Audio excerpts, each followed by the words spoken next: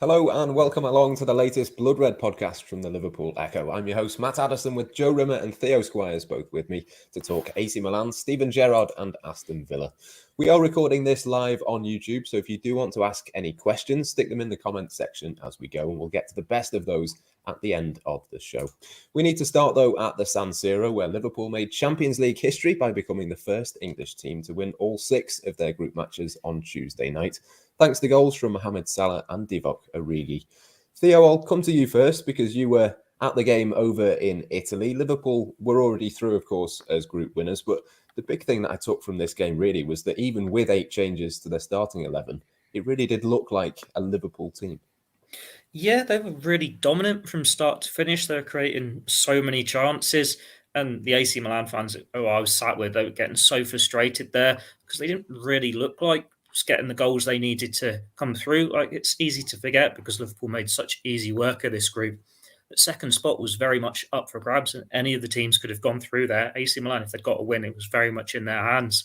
But they never really looked like it. Like, their goal came out of nothing, really. It was a rebound from a set piece, and they hadn't looked like threatening much before that. And Liverpool just took their chances. They created many, but then you wouldn't say many were clear cut.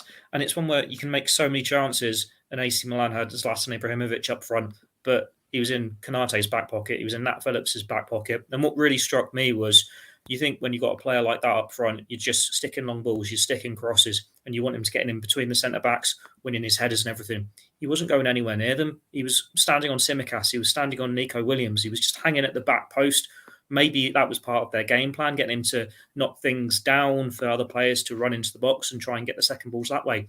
But they never created anything like that. So it was like, is it you just, I don't know, heard about Nat Phillips being so good in the air and this legacy that he created at Liverpool last season has gone over all the way into Italy against one of the greatest strikers that the modern era has seen? I don't think so. It was just Liverpool's day. And it's one where you can make 8 changes and look like that. That's a really positive sign. And it's what you want to see when Liverpool can make these changes. Like, it wasn't so long ago that some of these players were being written off, and that Liverpool's strength and depth was being written off, saying they don't have the quality. They're not going to be able to rival a Chelsea or a Manchester City. But they were both, they all did so well. And I took my mum there. I think it was the first game she'd been to me with since, 2010, 2011. I believe it would have been Roy Hodgson's first game in the Premier League when Liverpool were crap.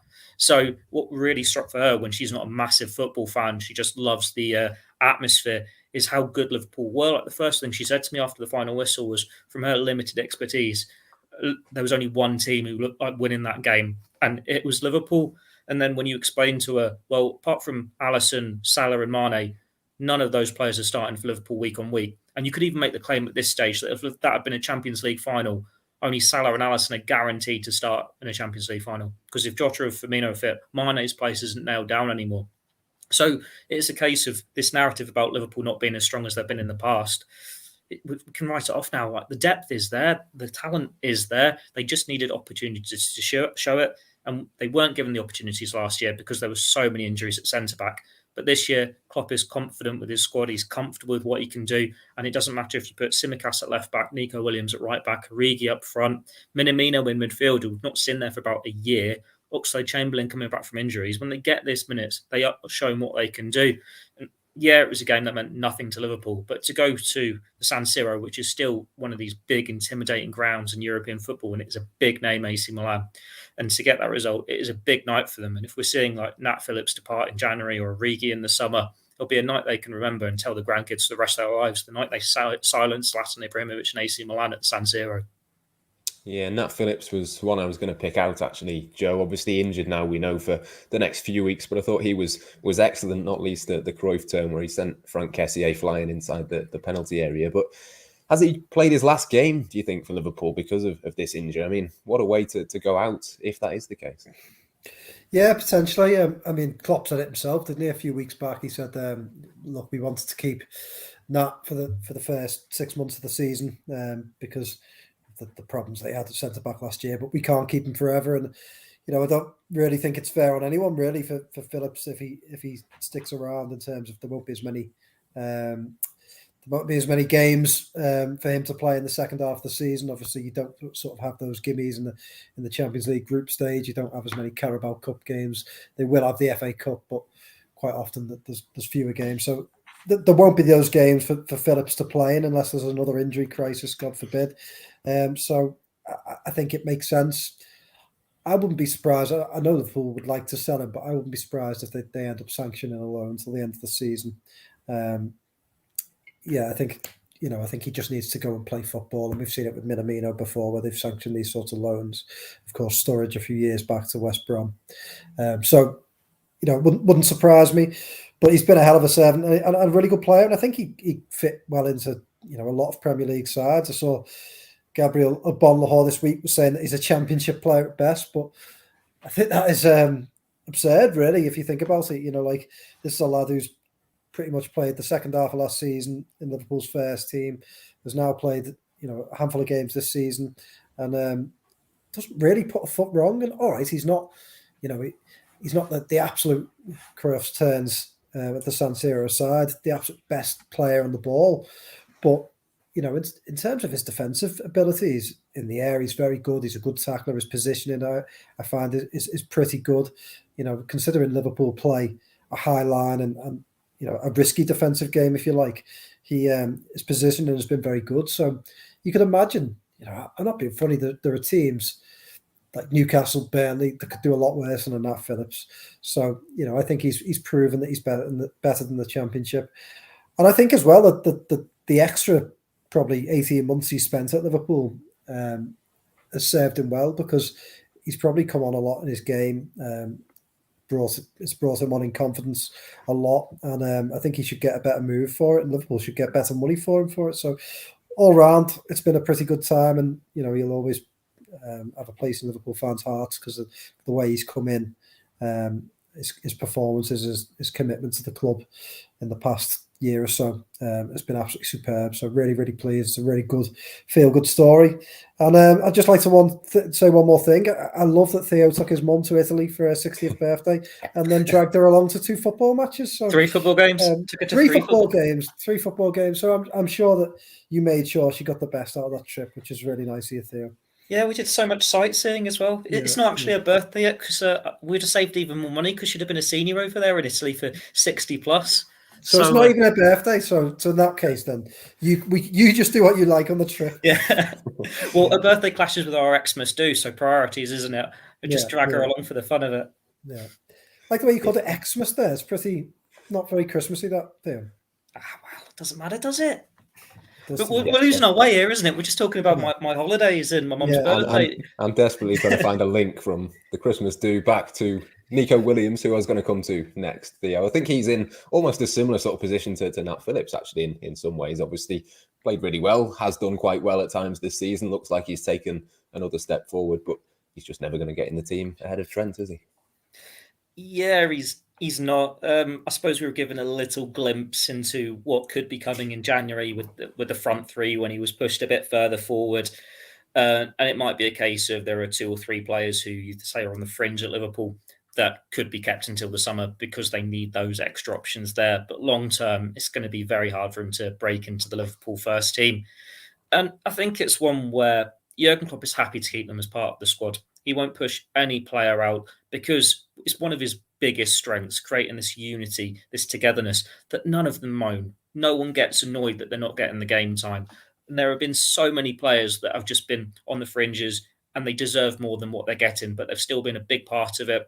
And then they've been really sad to see them go, and they get such a warm welcome when they come back with their new clubs. You think of Danny Ings, Adam Lallana, even the ones who've gone abroad who won't have had that reception back at Anfield because they haven't had it, like a Lucas Leiva, Simon Mignolet, Dejan Lovren. Whenever Klopp speaks about them, it's always so positive. And these players are the same. Granted, they're not at the same level. They haven't achieved as much in the game. They haven't achieved as much as Liverpool. But Liverpool have grown so much. But like Klopp has said a few times in press conferences now, it isn't a slant to be a reserve player for Liverpool. There are worse things to be in a football than a substitute player for Liverpool, because you are part of something special. You're challenging for trophies. You're playing for one of the greatest sides in world football in the modern era.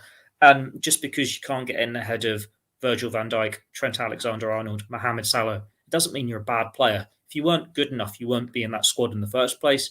It's just Liverpool have built an elite side that to challenge at the very best, you have to be the very best, but you're still a damn good player to get there. Like if we were talking about this squad 5 years ago, without those elite players, when Klopp first came in, Nico Williams would have played a hell of a lot more.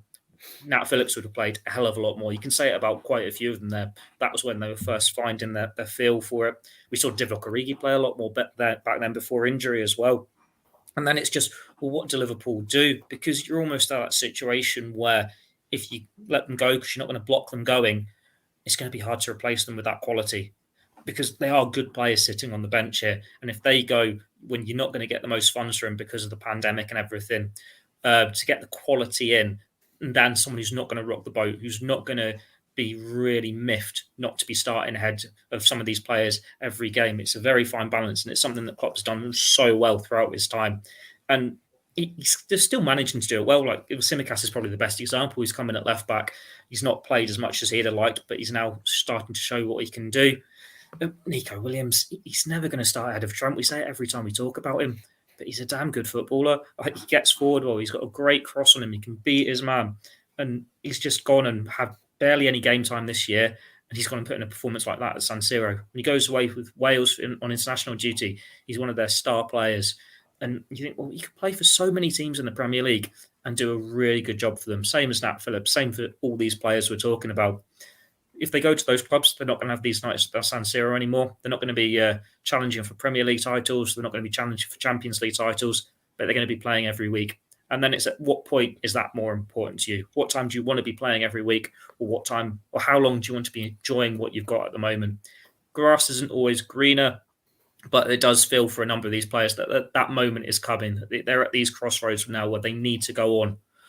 But as Klopp has said a few times as well, when they're surprised they don't go on, they're very much happy to have them as part of the squad because they can call upon them and they're not going to kick off and make things difficult if they are just sat in reserve. They're not going to sulk, and we've seen that with Origi. We all thought he was done and dusted in the summer, and he's been such an influence the last few weeks.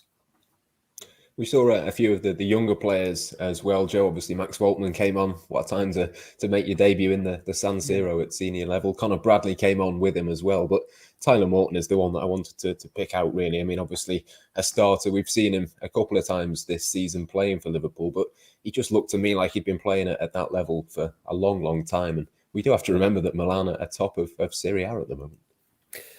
Well, that's it, yeah. I mean, I think that is the most impressive thing about him, isn't it? Is that maturity. And, you know, a lot of young players come in and almost overdo it a little bit, you know, like overdo the enthusiasm, you know, the tackling and perhaps almost try a little bit hard.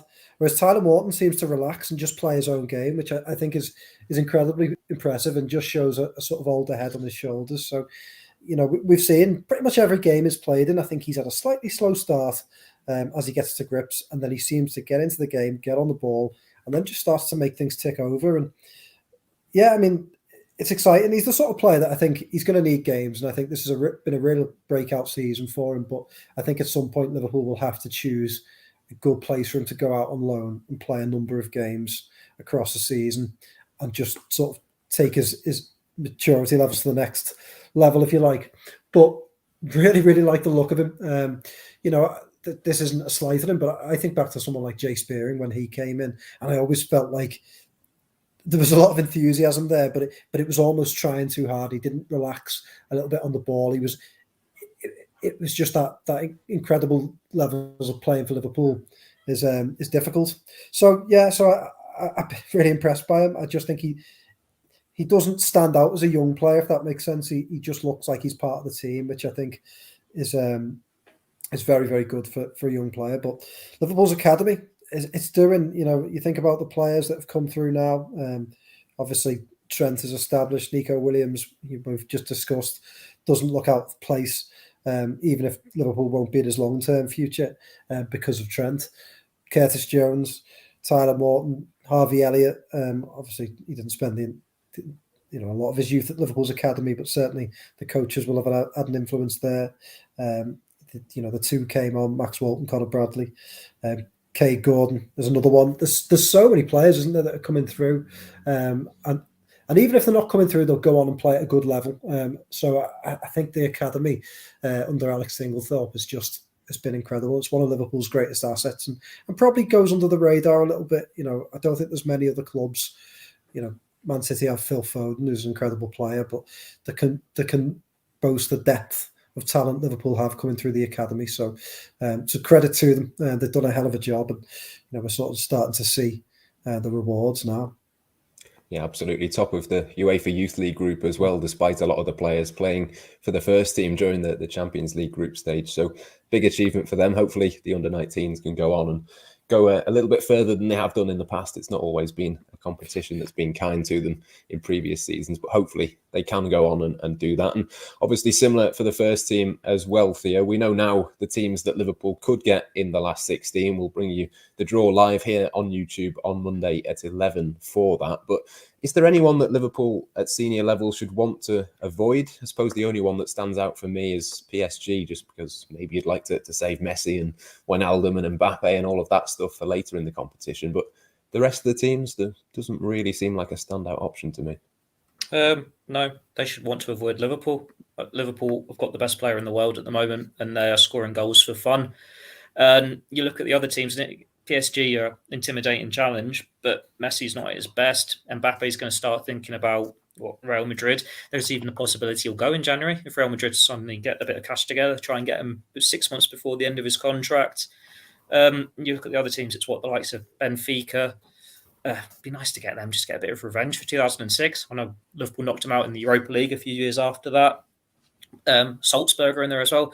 You're going to have to list the teams for me, Emma. I'm struggling to think of them all. But that just shows there isn't anyone that stands out as, I really don't want to face them. PSG are the biggest name, but we've seen Liverpool beat them in the past.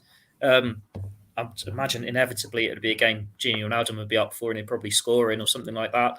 But then at the same time, Liverpool should have no fear about facing anyone at the moment. They're that good. They're playing that well. When you've got Mohamed Salah in your ranks and you can make 8 changes at the San Siro and it still looks like your first team, the squad's in a very good place. I think it was Del Piero, who we've got a story on the website today. They're one of the clear favourites to win the tournament. And he's not wrong, is he? I saw the Juventus game going back to my Italy holiday, and that was the day after Milan, and they were doing a change team against Malmo, and they were rubbish. They couldn't string a pass together. They missed so many good chances, and you could tell it was just putting the kids out. Whereas Liverpool do all these changes, and it looks exactly the same. They're definitely one of the strongest teams left in the competition. You wouldn't be surprised if they had another good run to the semi-finals at least. Over 2 games, I know away goals are gone now. I'll make it an added side to it. But taking any team back to Anfield, when you got the fans back in there for Champions League, knockout football, wouldn't be surprised if played another decent go in the competition. Yeah, the full list is PSG, Sporting, Inter, Benfica are in there. Villarreal got through, and Red Bull Salzburg. I think that's no one's fair, is there? Yeah, no huge names in there, but I would personally prefer to avoid PSG. Anyone that stands out for you, Joe? Yeah, like you, I always think with the Champions League, you want to sort of ease into those big games. So the last 16, I think it's a nice stage to get someone like a Sporting Lisbon, or even I think Inter Milan probably be a decent one for Liverpool. A decent name that Liverpool should be able to sort of easily knock out. But yeah, PSG, save them for the quarters, save those sorts of teams for just that next stage when things really heat up and Anfield will be really, really bouncing. So yeah, I mean, do you know what? I probably would go for Inter. I think they're a good name, so they're good marker to set down, dumping out Inter, obviously the champions of Italy at the moment. But a team that Liverpool should, over 2 legs, be able to beat fairly comfortably. So yeah, that'd probably be my pick. Yeah, absolutely. Well, it was a nice win midweek then, something to celebrate for plenty of Liverpool's players, plenty of positives to come for that. But the next match is the most important one this week, Theo. The visit, obviously, of Steven Gerrard to Anfield. We'll preview that one next. I suppose the big question is, it's going to be really weird to see Steven Gerrard on the Liverpool touchline. Yeah, I suppose it'll be weird. And it'll be strange when he's I suppose if they score and he's celebrating, running up and down the touchline, being all animated. Be quite funny if he goes head-to-head with Klopp, like we've seen him have a few heated discussions in recent weeks. Remember him falling out with Lampard, didn't he, when Liverpool lifted the trophy a couple of years ago? He can lose his head, and we know how passionate Gerrard can be. It could be quite interesting between those two on the touchline. They're going to be focused on the sides for the 95 minutes, but going to be handshakes before, handshakes after. just be interesting to see what the reception is, not just from Liverpool fans, but Villa fans too. Because I remember when Gerrard Houllier made his Anfield return, Liverpool battered the Villa 3-0, I think. And Houllier, he didn't. I don't think he went over to the Villa fans, but he was applauding all the Liverpool fans for the reception he got off them, and that was like a turning point in his relationship with Villa. Now it's too early for Gerrard to do anything like that, and I think he's wiser than that. He knows he's got to shut off Liverpool, and it's just about Aston Villa. But considering his whole life has been about Liverpool Football Club, it's going to be strange for him having that approach to it, that he is just ignoring this, 3/4 of the stadium, and he's just got to have a little bubble there and go and celebrate with them. But he's a professional. He's been in management long enough now. He knows what it's about. And it's almost just another game for him. I don't think he can really fall into the narrative of sentimentality or facing Liverpool going back to Anfield until after it's done. Like when the day's over, he can look back and go, that was great having that reception off the fans, having that conversation with Klopp and just being back there. But he's got to focus on getting the job done. And for him, upsetting Liverpool, getting a victory for Aston Villa. And if he can do that, that's when you think, well, yeah, this is a manager who can manage Liverpool one day. We know he's got the name. We know it could happen one day. It's just whether he's got the talent as a manager to prove it. And that's what he needs to do. He needs to go out, not get distracted, just pick up the results against the big teams. That is how he's going to get FSG's attention and be a contender as someone who's ready for this job. And it's a big test for him. I think Klopp said, yeah, he's got 9 points from 4 games, but he's not played Liverpool yet. Be interesting to see which way it goes. The way Liverpool are playing, you'd back them, but Steven Gerrard's got that little bit of inside knowledge. He knows how to get results at Anfield when he probably shouldn't. I think there'll be many interested observers for this one. Yeah, he's been very clear, Joe, that Steven Gerrard, that he doesn't want to be the story. He wants it to be about the game, but it's very, very hard for that to be the case, isn't it? It's such a big event for him to come back. How do you think that the reception will be for him, and will he be able to avoid being in the limelight? Absolutely not. I respect both him and Klopp doing their absolute earnest to try and play it down, but I think he will get a massively. It'll just be a great reception. Wish I was in Anfield tomorrow to see it. I think it would be incredible for him. But Klopp's team, and I think that, Liverpool fans will get down to business as soon as the first whistle sounds. And Gerrard, something I really like about him is he's just all business, isn't he? Since he's become a manager, he'll be desperate to beat Liverpool, and I think he'll be up celebrating the goals. There'll be none of, he won't be doing that, trying to pretend like he doesn't care. He'll be in there celebrating the goals. So, you know what? I think it's set up really nicely, and but Liverpool just can't afford to let him leave Anfield as a happy man. The only thing he should be happy about on Saturday is the reception he gets. Other than that, make him suffer. And they have to. That this Premier League title race is so close, isn't it? That Liverpool have to make Gerrard suffer on Saturday and have to teach him a few lessons. And I'm sure he'll go away and learn some lessons if Liverpool do. But yeah, that's the attitude that I'm sure they will take, and that's the attitude I'm sure they have to take. Should we have a Stevie Gerrard proper chance at the start of the game, and then he slipped on his backside for the rest of the game, and then back to normal at the final whistle? I finally joined that crowd. No. You know what? I hate them, but there'll be none of that, obviously. But it's one of them, isn't it? Where Liverpool will want to beat his Aston Villa team by a number of goals and make them suffer. And I think that's what they have to do. So if Gerrard will get a great reception before, a great reception afterwards, but don't be surprised if he doesn't milk it or give it back. I think he is all business, and he is right now. He's Mr. Aston Villa, and that's what Liverpool fans loved about him at Liverpool. He was Mr. Liverpool, and I think that's what will make him a good manager, is that his sort of head is in the game, isn't it? And I like that about him. There just seems to be something about Steven Gerrard as a manager that seems to work. Something that I couldn't quite accept Frank Lampard as a manager at the time, and he didn't do badly, but Steven Gerrard seems like he's just made for it. So yeah, I like it. It's a change from him as well. Like, if you think of them as players, you'd always thought Carragher would be the one who'd be the good manager, Gerrard would be the pundit, or Gerrard would be the quiet coach or something. But he's really stepped on, and you do have that respect for him. Like Lampard, it was sort of pushed through, wasn't he? He got the Derby job, and he failed. Let's be honest. He didn't win promotion with them. That was a failure. And then he got Chelsea because of circumstances. There was no way they could get anyone proper in. And as soon as they get a proper manager in, they go and win the Champions League. Whereas Gerrard, he's gone and taken on quite a hard job in Scotland, and circumstances helped him in the fact that Celtic are on the slide. But we saw him how he approached it. What stands out for me is the celebrations when they won the Old Firm. Like, when he's screaming down the camera, and you can see how much it means to him. Now, for his whole playing career, we hadn't seen that side to a bit like that, in the fact that it was just all about Liverpool. There was no other world to him. And that's why it was strange for him when he went to LA Galaxy. And I don't think he quite embraced it the same way. That was just seeing out his playing career. And then he went to LA because he didn't want to play against Liverpool. But then as soon as he became a manager, there was this new side to him now. Like, he realises he's not Mr. Liverpool anymore. It's still his club and everything, but it's very much about what he is at the time. Like, it was Steven Gerrard, Rangers. Now he's Steven Gerrard, Aston Villa.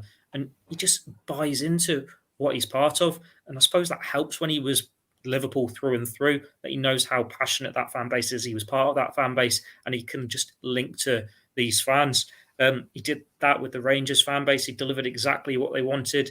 It's a bit of a different challenge with Aston Villa because what is their ambition? Stay mid-table, challenge for a place in Europe, win a trophy. It's not as easy, I suppose, to fail with them because you just keep them where they are and it's almost job done. But he's doing a good job so far, and it's one where all eyes are on them. But he seems to be very good at taking pressure off his players as well. Like, you can compare him to some of these other managers like Guardiola or even Klopp, that he doesn't seem to be feeling the pressure and falling in the mix, and he knows what he's doing. And there are these players that can become managers and just be a success from the straight off, like Guardiola, like Zidane. But they've been thrown in at the deep end at Real Madrid and Barcelona. Gerrard's gone about it, taking these smaller steps, taking his time to get up to the big step, and it's been so far so good for him. Yeah, absolutely. I think with Gerrard, sorry to dive in, but I think with Gerrard, you can't judge him until I'd like to see Aston Villa, will be a while yet, but you'd like to see Aston Villa go through a little bit of a sticky run and see whether he can stick to his principles, get them out of it, and get them back playing again, because I always think that is the challenge for any sort of up-and-coming manager, because quite often we see these young managers come in, they show a great side to them, really random name, but one that you will remember. Theo, Owen Coyle. I always remember Owen Coyle coming along and everyone being like, this is a really great young manager, and as soon as Bolton hit a sticky patch, off he went, and we see that a lot with different. Do you want to throw another one in? Neil Lennon. But you do see these managers, don't you, that come in and they look great when things are going well, but then once they hit a sticky patch, either their clubs aren't patient, or if they are patient, they can't get them out of it. And I think that will be the challenge for Gerrard. And you see that the greatest managers, like people like Klopp, if Liverpool have some bad results, or a season like last season, he can get Liverpool through it and get them back to looking as good as they look now. It doesn't just tail off and that's the end of his Liverpool tenure, does it?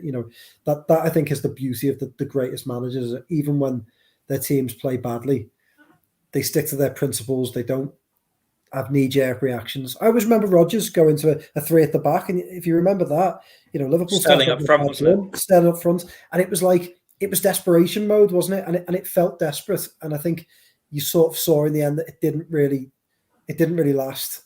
Whereas people like Klopp, people like Guardiola, even when their sides do badly, they seem to be able to stick to their principles, to keep everyone believing, and eventually return their teams to the way they are. So that to me is the next big test for Gerrard. But if you can get Aston Villa into the top half of the table and keep them there playing a progressive style of football, that is success to me.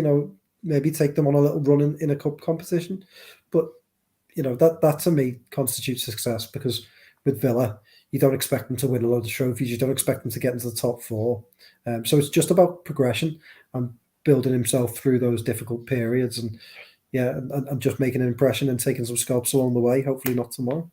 Solskjaer feels like the elephant in the room here. Talking about managers making desperate changes, going three at the back, not being able to get a team out of a bad run of form. To be fair, that's he's one of them. And to be fair, Solskjaer was very streaky, wasn't he? He'd get United go on a good run and then a terrible run, and they'd go back on a good run. But again, it never felt like he was totally in control. It would be like he'd change a couple of things up and then get them back. But it never felt like they were really returning to a really accomplished side.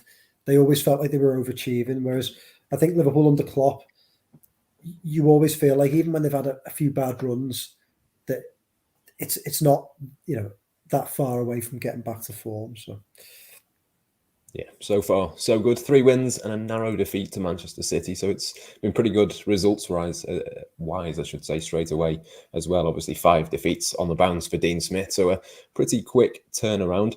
We did ask for your questions at the start of the show. The only question that seems to have been asked is about Diogo Jota.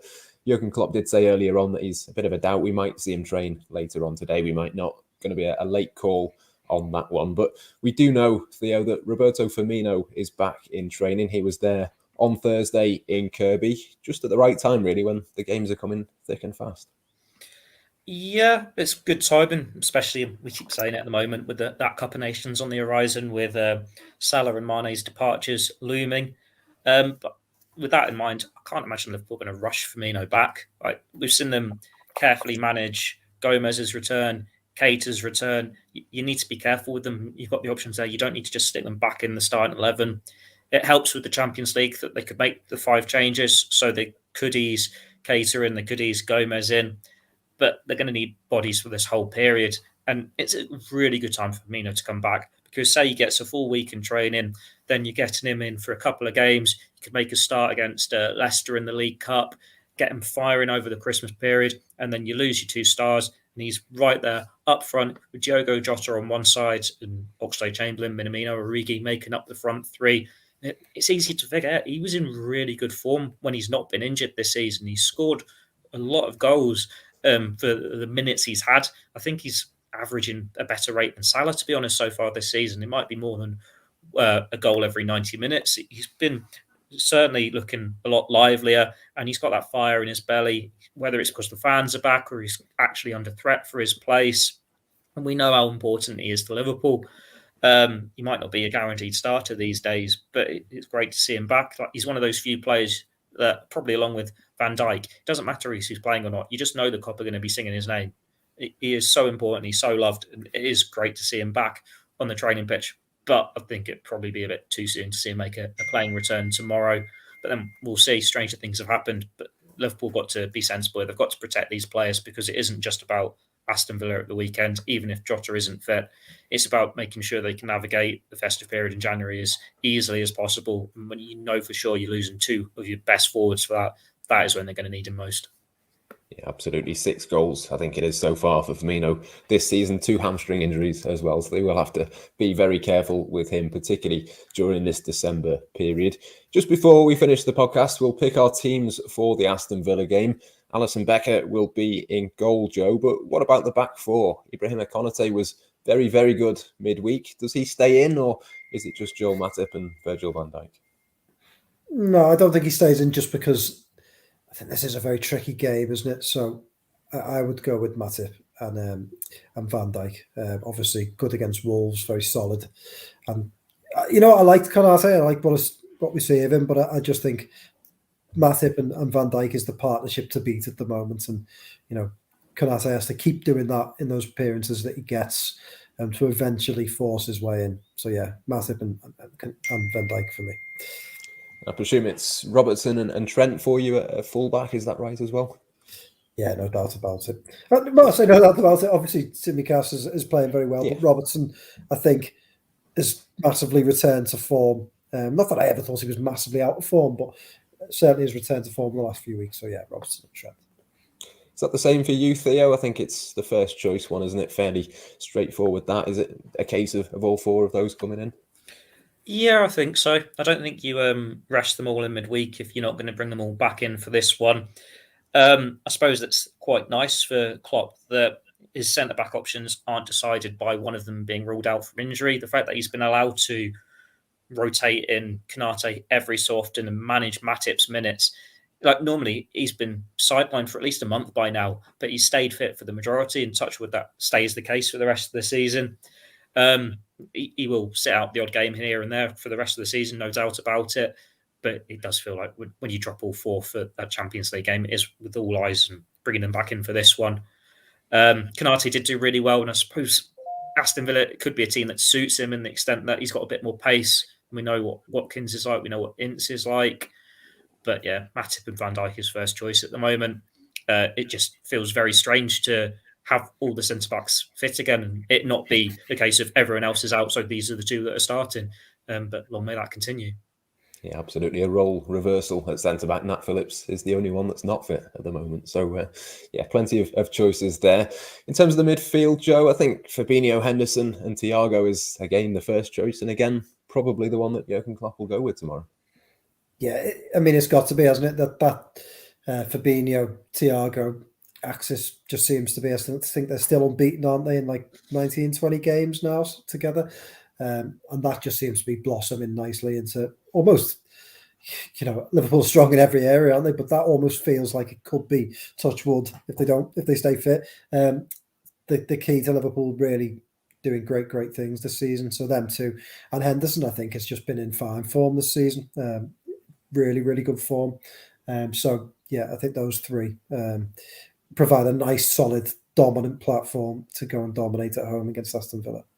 Yeah, 14 wins and a draw, I think it is for Fabinho and Thiago. So yeah, really good for those two to get that partnership going. Is it the same for you, Theo? And if it is, you might as well talk us through your forward line as well. Yeah, I'm going to be boring and keep it the same as well. I think with the festive period, you might as well have a weekend lineup and a midweek lineup.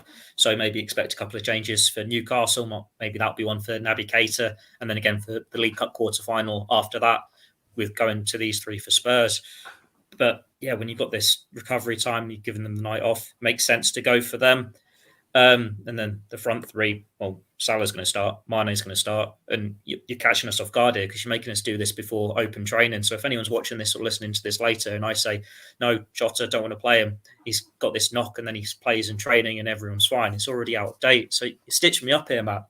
But I'll go Divock Origi just to be safe. He's a man in form. He scored a couple of goals. He looks so much better when he's playing through the centre.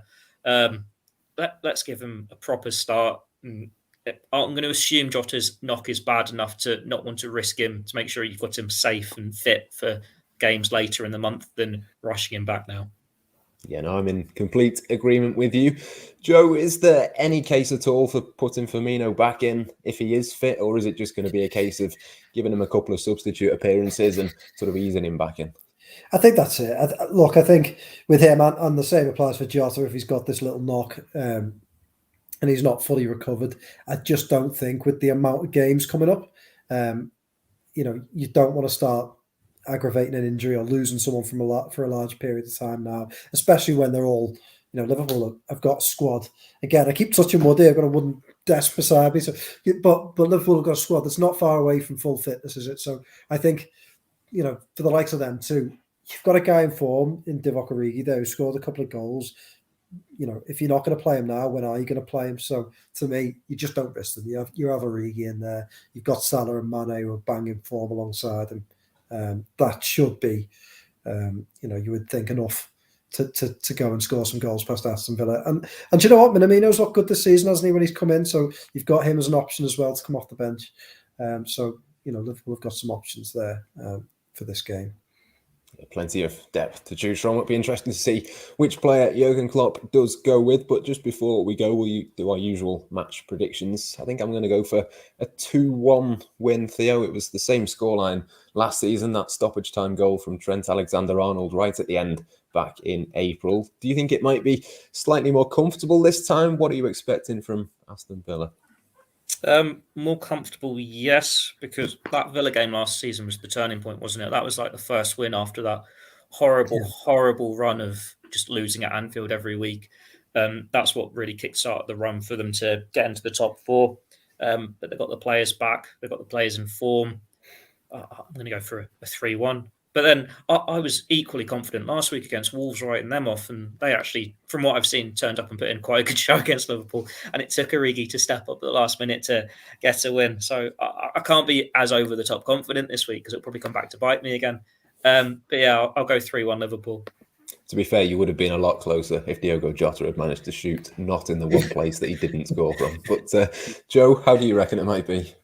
I'm with Theo, yeah. Like you say, I still think it will be like a battling 3-1. And I think Aston Villa will show a very good side to themselves. But yeah, I just think Liverpool have got quite a bit of firepower this season. They seem to be getting the goals they need. And like you say, against Wolves, it was a great dramatic win, wasn't it? And Wolves do look a good side, especially defensively.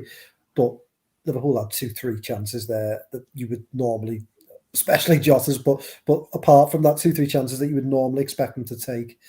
So there was the Salah one, wasn't there, with the incredible tackle that stopped him turning in an empty net. So yeah, I think Liverpool will go there and score some goals. So 3-1. Absolutely.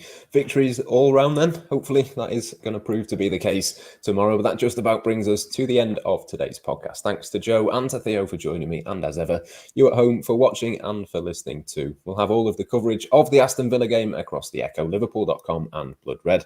And we'll be back on Monday with the next Blood Red podcast to dissect the game and assess the Champions League last 16 draw. Until then though, it's goodbye for now.